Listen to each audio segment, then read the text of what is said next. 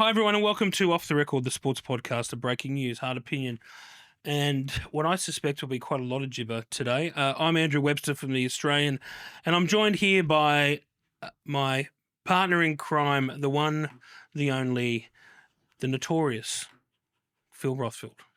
Hello, Webby. The notorious B.I.G. How are you? Do you know who the notorious B.I.G. is? No. Biggie Smalls? Oh, really? Nothing? You ever heard of Biggie Smalls? No. Tupac? No. No. Super What a Nintendo, jibbering way to Sega start off. Genesis. Oh, when there I you was go. dead broke, I could never picture this. Coming up on the show today, Buzz has some breaking news on the future of Josh Hannay.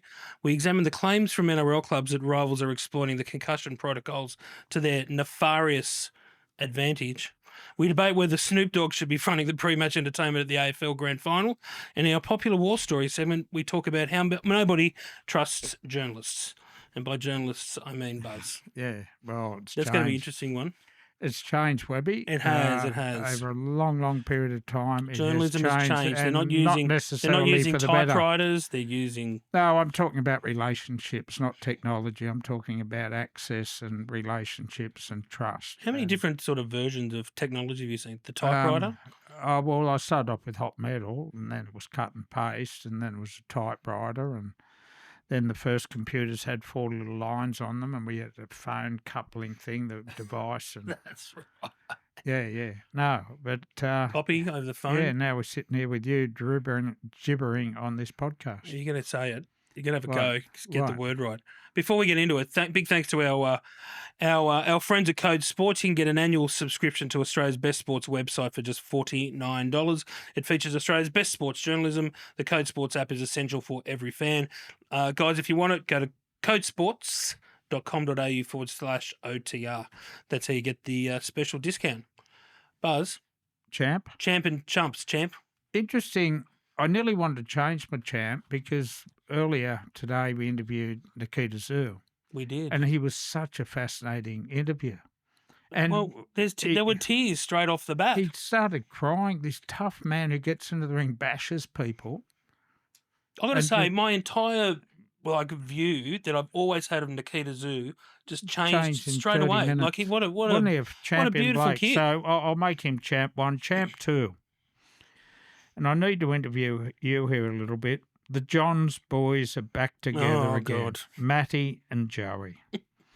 Now, I've been covering these two brothers playing football and feuding and fighting and sledging for 30-odd years. You're going to say another F word there. No, for 30-odd years, and they've fallen out. They've become mates. Then they had a serious fallout, and then I get a phone call. They're back together at the Clovelly Hotel having a great Saturday, and it made me feel I have good. no idea what you're talking about. Well, I wanted to question you here because I was informed that you might have been in their company. I was in their company. Yeah.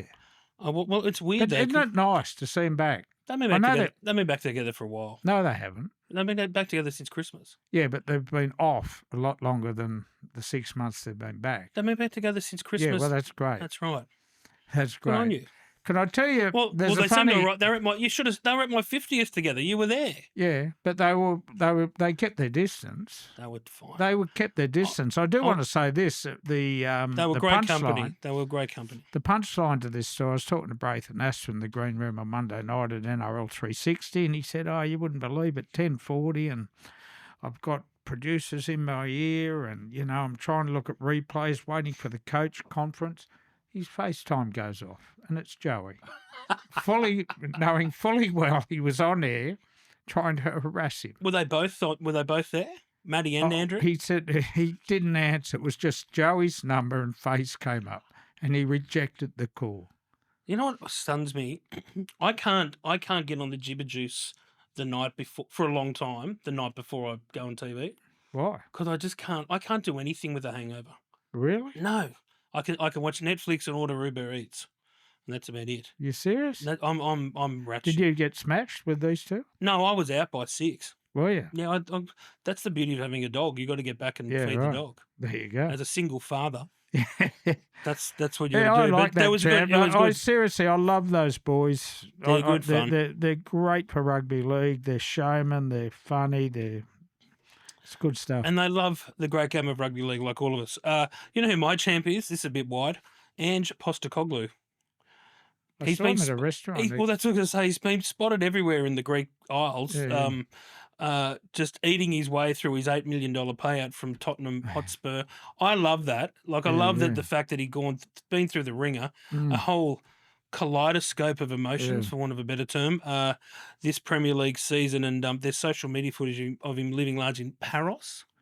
I saw. Is that how I pronounce it? Yeah, I think so. But I saw a chef hand feeding him steak. Did you see that picture? That's how you get fed your steak, don't you? I will one day. But he's been linked to jobs at the in America and Saudi Arabia, so I'm sure he'll. Mate, how good would it be to get paid $8 million to get sacked? I've spoken about this on this podcast. Well, that was your redundo from news, wasn't it? I wish it was. Wish it was, Andrew. Who's your chump? My chump. I want to know why we're playing cricket this time of the year. Friggin' Australia. South Africa and Darwin, the middle of a rugby league season. Who cares? Seriously. I know. It's a world game, Buzz. Sorry? It's a world game. But it's Australia. We're in the middle of the winter. We got an AFL on. We got rugby league on. We've just had the British Lions here.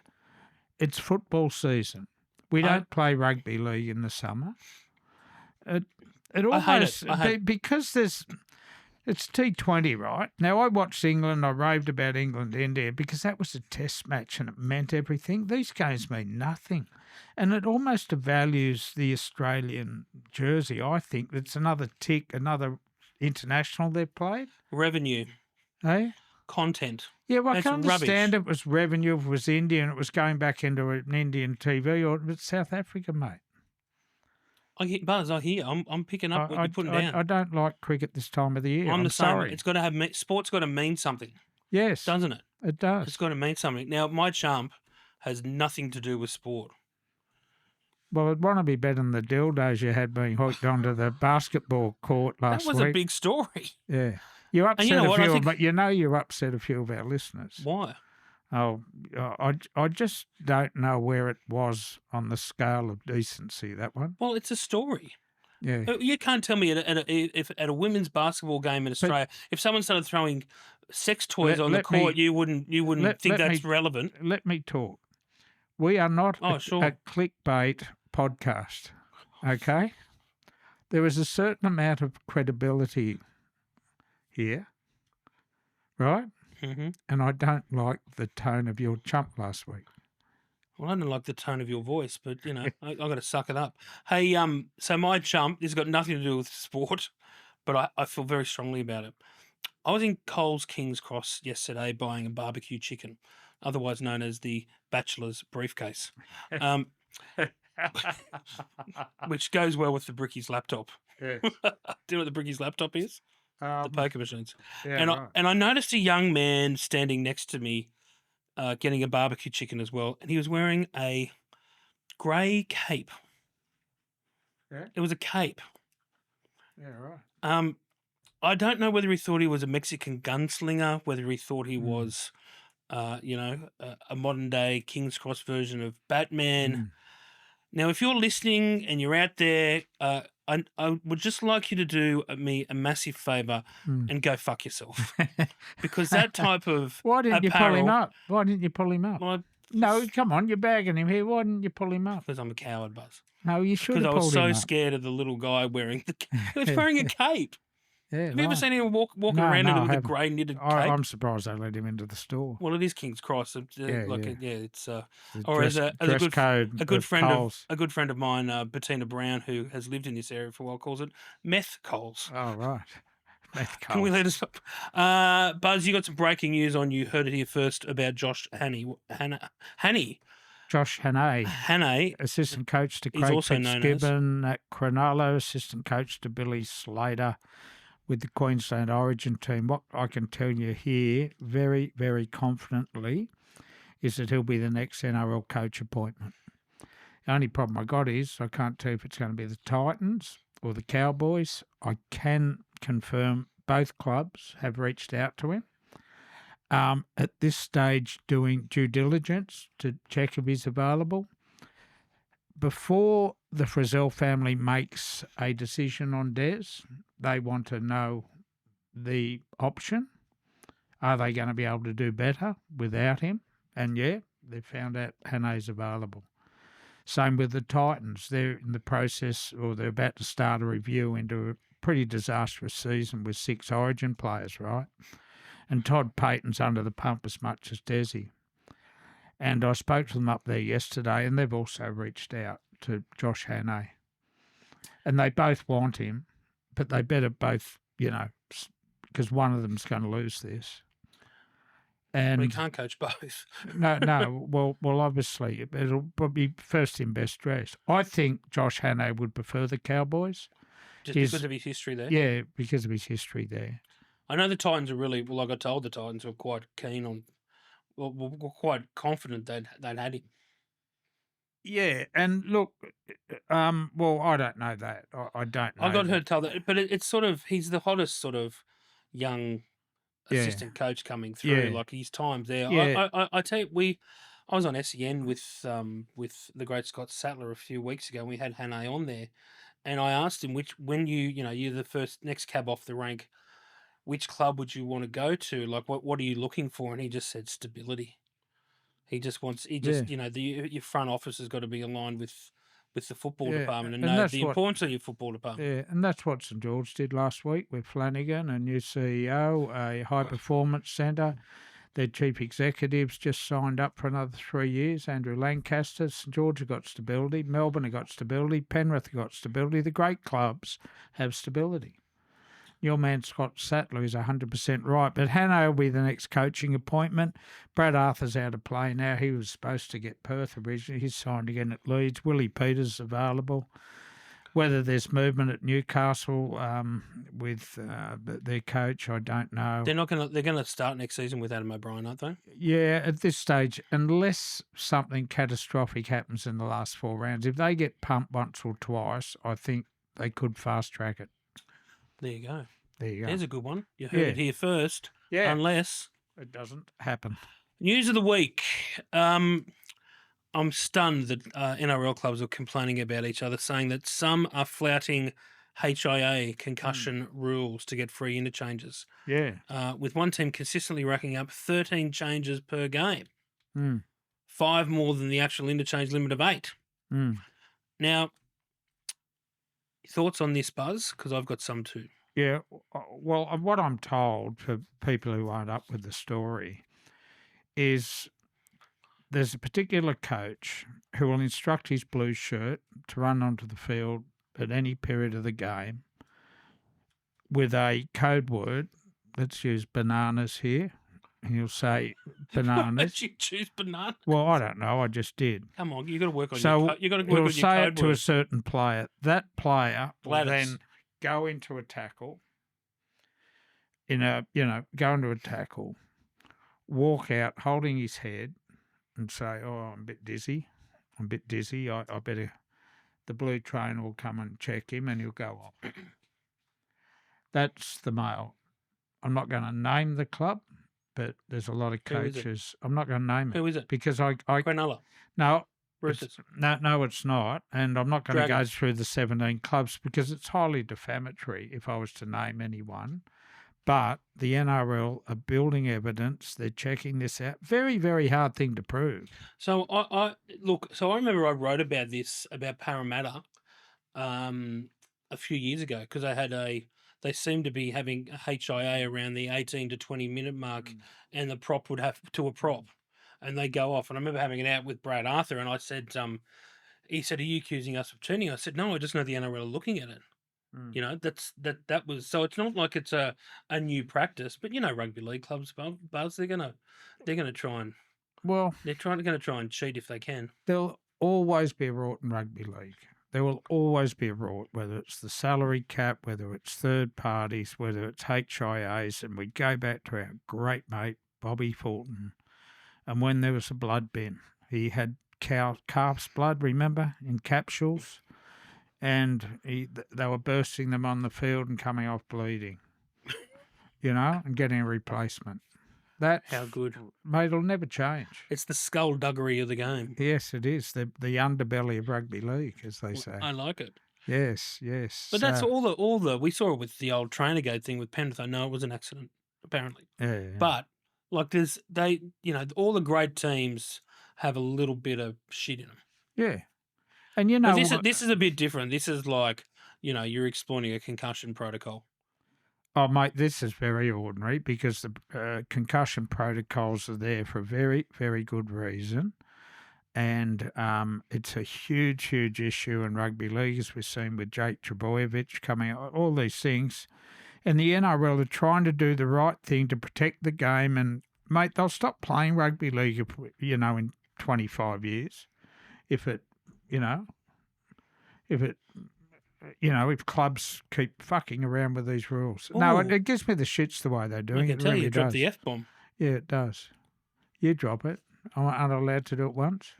I do when I'm joking. Oh, do you? Yes. All right. I Keep do. going. Keep going. You know how much I love it when you say keep going? Yeah, right. I hate it. Oh, do you? Yeah. Keep going. You know what? Because it's very, very rude. Keep going. And you're a very, very rude man. Keep going. I'm just starting to dribble. You're right. You're right. Yeah. If you're listening on Spotify or iTunes, Go to and not YouTube. or not YouTube, but if you go to YouTube, you'll see the Buzz as he was sledging me, literally dribbled from his own mouth. Speaking of dribble, Reid Marnie, he has been benched by Cameron Ciraldo this weekend. Feel desperately sorry. What do you think?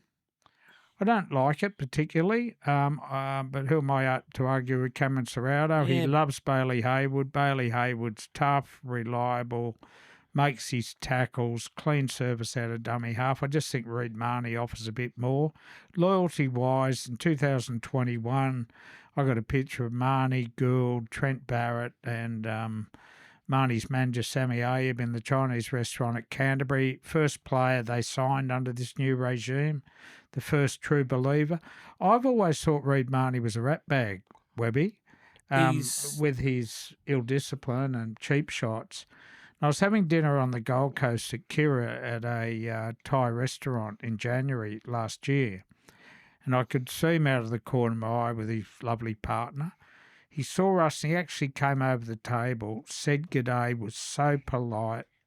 And he's a talker. He got a nice conversation going. A lovely guy.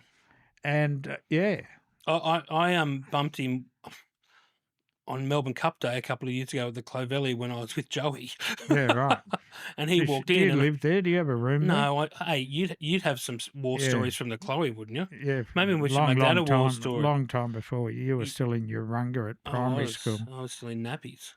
Yeah. And he was lovely. Yeah, really, really good guy.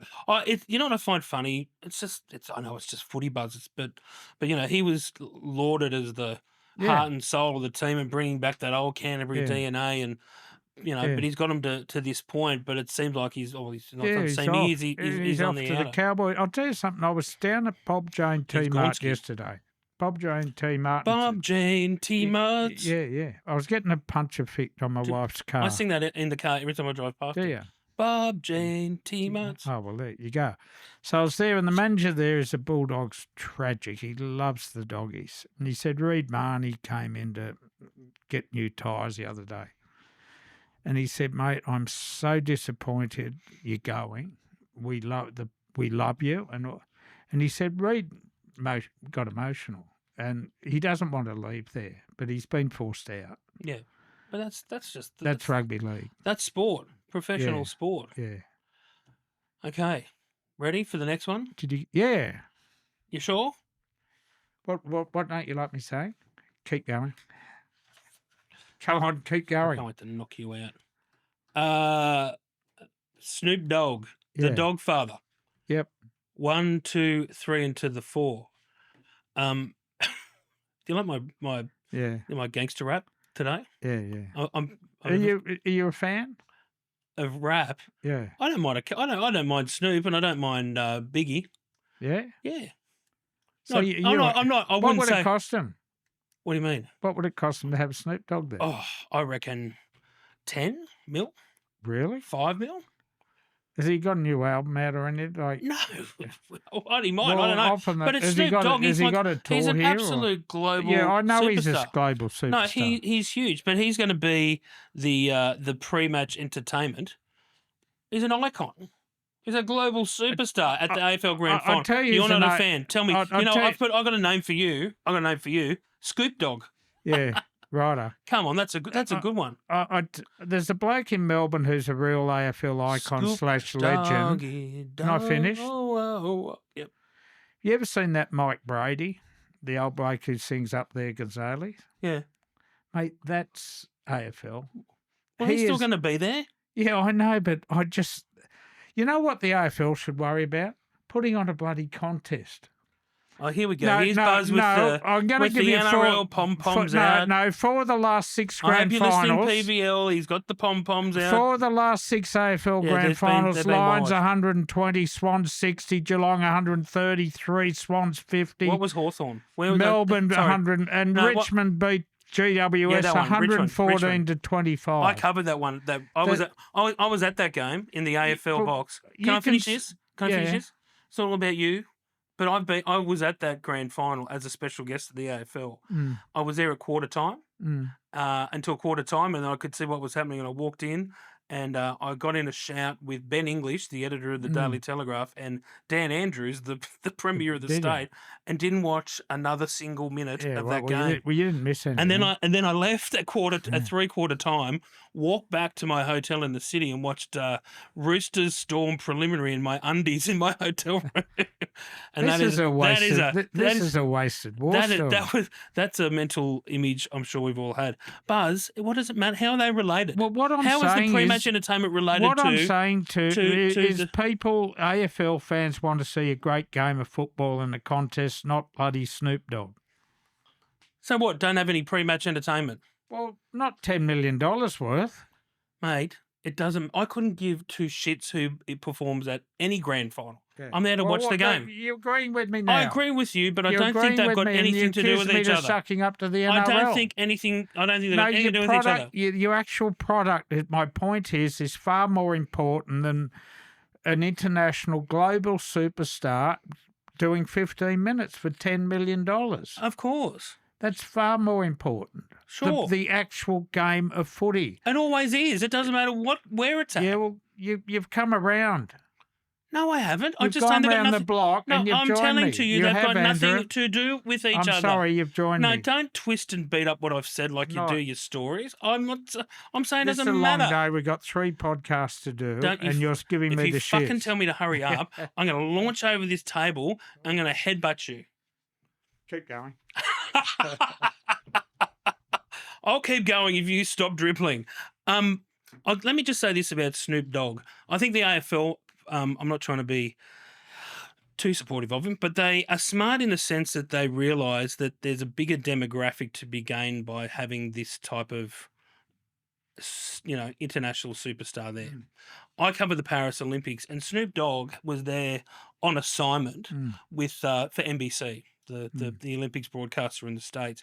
And he was the story of the games. Like Snoop spotted at the equestrian, Snoop spotted at the water polo. And their ratings went through the roof. Like, everyone keeps saying the Olympics is on the wane. Well, NBC's ratings went like gangbusters. So I can see, is it worth the spend? I don't really know what the spend is from the AFL, but I can just see that it's all part about their attempt to get new eyeballs to the game. I just got a text message. When is Webby pod out, mate? Who says that? Oh, a friend of mine. When is Webby pod? It's not Webby's. It's joint poddy. It's my podcast. Yes. Good. Anyway, we're a day late. Thanks, PVL. It's not PVL. It's not PVL. Okay, I got a bit heated there over Snoop Dogg. Yeah, the things you and I fight about. Yes. Scoop Dog. That's a good nickname for you. You reckon? Scoop Doggy Dog. I'm going to get you on it. That's what Bulldog Richie should call himself, Scoop Dog. Yeah. Okay, this is getting very gibbery today. You are gibbery. Oh, I'm having a shit week, Buzz. I'm trying to buy a house. Yeah, how you going? Man? I don't know, but that's a real estate agent just calling then. Anyway, she just said no rush. Right, there you go. Is that a good sign or a bad sign? Probably a good sign. All right, give us a war story. That's what real estate agents do. They pretend they're under no pressure. They're real easy about the sale, but they're desperate to get your cash. And you do have plenty. I found one that I really like. Did you? Yeah, yeah, I have. Wow. Are we having a It's a housewarming? dream Are we home. going to do a live podcast from the new You know what? premises? You know what it's got? It's got a What? spa. Oh, does I it? see you and I just sitting. We should do a podcast from the spa. I'll give you a tip. I will never ever get into a spa bath with you. I wouldn't. promise you. You couldn't pay me enough to get in a spa with you. No. Well, Can you imagine the filthy the good rancid thing diseases is, the I'd good pick thing is, our feelings are mutual on that subject. So keep going. up? The war story. Give us a war story, you old soldier, you of the game of rugby league. Yeah, on the war front story, line. I got a bit miserable the other day, and I was thinking back the other day. No, I was thinking back to the good old days of covering rugby league and how sanctioned it is these days, where the coach and the player emerges from a shed, they've practiced their lines with their media people, they get asked the same 10 questions from the journos every week, they bag the ref, and everything's just so boring. And that sanctioned word I use. Now, I want to explain to you. In the old days, Penrith were the furthest out of town club as before Illawarra or Newcastle came in. No one wanted to go to Penrith. You know, that good freeway wasn't up there. So I used to always get sent to Penrith. They'd have a Saturday afternoon game. How long to get to Penrith in an hour and a half. Really? Yeah, an hour and a half. So just Parramatta Road the whole way. Yeah, and then you move Great Western Freeway. Yeah. So anyway, I used to cover a game Saturday and get home Monday, because we'd socialise afterwards. So after a game, you'd stay at the ground. No, at the pub or something. There was a hotel there at the Panthers. They'd just opened their hotel. But I'd go with the players straight for a beer after the game. Then we'd go to the nightclub. Then I'd retire to my hotel room. Next day we'd catch up for brekkie, blah, blah, blah, blah, blah. But what I'm just telling that story for, there was Royce Simmons, Greg Alexander, Johnny Cartwright, Mark Guy, Brad Izzard. Gus? With Gus I can't recall Gus. I think Gus was at the Bulldogs then, and he was older than those guys.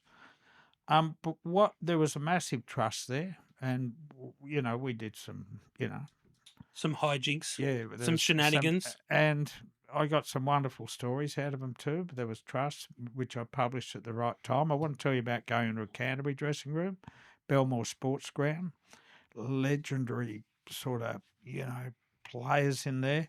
And you'd walk in and there was Peter Moore and Barry Nelson, their CEO and chairman. They had a little room out the back, and Jack Denham, the horse trainer, was always in the room. He was a mad Bulldogs fan. So you'd go in there with the committee and you'd have a beer after a game. You'd then, with your notebook, you'd go outside and you'd sit down next to Chris Mortimer, and Steve was the other side with your notebook, and they'd even grab your pen to explain a move.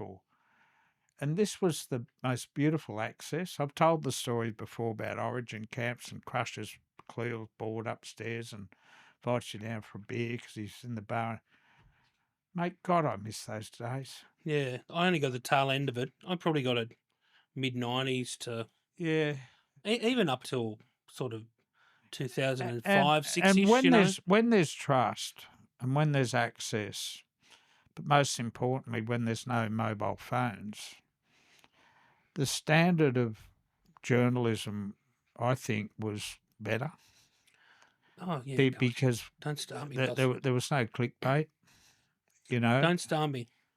Because so much of it's not about journalism, it's about numbers. Yeah. And that doesn't necessarily mean it's the good story. It just means it's something that is going to trick someone into clicking. I hate that.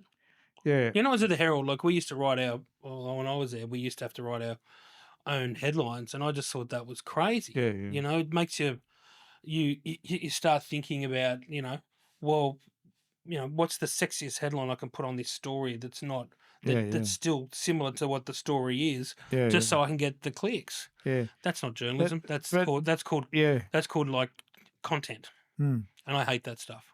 And look, I'm a different age to the players now, so I've got no relationship at all really with any players. They love you, Buzz. The players love you. No, they don't. I reckon a lot do. You've got a bit of a... Yeah, but the relationships aren't there what they used to be, and I think it's a really sad thing for the game that the trust. I was talking to Craig Fitzgibbon about the other day. We were talking about Nico Hines and the media coverage he gets. I said, Fitz, he's your chief playmaker. He's on $1 million. Oh, you're still too hard on him, But can I say that on that point? Yeah. See, this is what I think's it's you need critical analysis. You do. And if any critical analysis is what you do as a sports columnist, Hmm. these days, if it's negative, it's seen as an agenda. If Yeah, I it's too know. positive, you're being a sark. You're being a mouthpiece for them. When it's just your own opinion. Yeah. And no one, I think that says a lot about the distrust in the media that, no one sees it as just your honest opinion. It's always got to be something behind it. Yeah. Which I think. Anyway, that's the war story. I think that's very. I regret that the game's changed so much. That's very sad. Yeah. Journalism is dead. It ain't dead. It ain't is. Dead at It's all. as dead as. Mate, it's not dead. A dodo. It's not. It's just different. We no longer work. Well, hold on. We don't work for a newspaper anymore. I do. We work for a news publisher. Yes. So our business and what we do is produced on phones, internet, and newspapers and laptops. And Can I say this? Can I say this? Being at the Australian has renewed my enthusiasm for journalism. Oh, that's good. Yeah, the editor Kelvin Healy has been incredible. Yeah. And he backs stories and he backs well, proper journalism. He's the one who commissioned me for the Gus piece. Yeah, right. And that piece, that Phil Gould sort of, and I talked about this the second time this week, but it was like you read it. It was like a really complex piece about a complex guy. And it wasn't a hatchet job as some people saw it who didn't read it. It was like it was an honest sort of look at Gus, the beauty and the bane of the guy, and that did such big numbers. Yeah, well, the people people want to read it. The people I work for, Webby, are good operators too, Ben English and Anna Caldwell. But the bottom line is not just journalists, editors and, sub-editors. Everyone's judged now on the numbers they attract online. They do. Anyway, that's enough for Media Watch this week. Let's do our Fearless forecasts. I'm not going to do a Fearless forecast. Can I just tell you, I've got a big fan club out there. I got a text message, these young gibberers. They were at midnight the other night. I don't know how they got my number. Bloke called Harry McNamara, Kev Harbridge and Cooper Duffy. I know Cooper Duffy. He had about 8 goes at getting his driver's licence. He failed. He's a terrible driver. But I don't know why, but they love your tipping. They reckon you're on fire. Oh, very good. Yeah, your tip St George 1 to 12. The boys, I got a new one for you. This is a bit wide. So that's 2 in a row I've got. That's 2 in a row. Yeah, but can I just say, I've given them a little plug there. Can they refrain from late night text videos? Can you please, and make them later. So the Wallabies begin their rugby championship campaign this weekend against the Springboks at the famous Ellis Park in Johannesburg. They haven't won in South Africa since 2010, and they haven't won in Joburg since '63. Yeah, so I think the Springboks are going to bring the Wallabies crashing down to earth and a bit of reality. And this is wide. Springboks 31 to 40 points. That's paying $6. You really reckon they'll win by that? Yeah. Well, there you go. I don't follow it, so clearly I don't follow it. Do you cover rugby? Well, they're league? the best side in the world, aren't they? The Springboks. They are 2-time world championships. Okay, that's enough of you for today. Do you have to plug anyone? Do we have to say goodbye to anyone? You're the host with the most. We're going to get you to host one day. No, you're not. And I'm going to sit here and go, hurry up. Next one. Go. Thanks for listening to our gibber. If there's like any of you left listening, I guarantee you we'll have a lot of dropouts this podcast. When you were boring them about Snoop Dogg. Go on, wind up. Keep going. Watch us on YouTube. Follow us on socials. Tell us how good we are, or just bag buzz. Same thing. Thanks, guys. Catch you next week.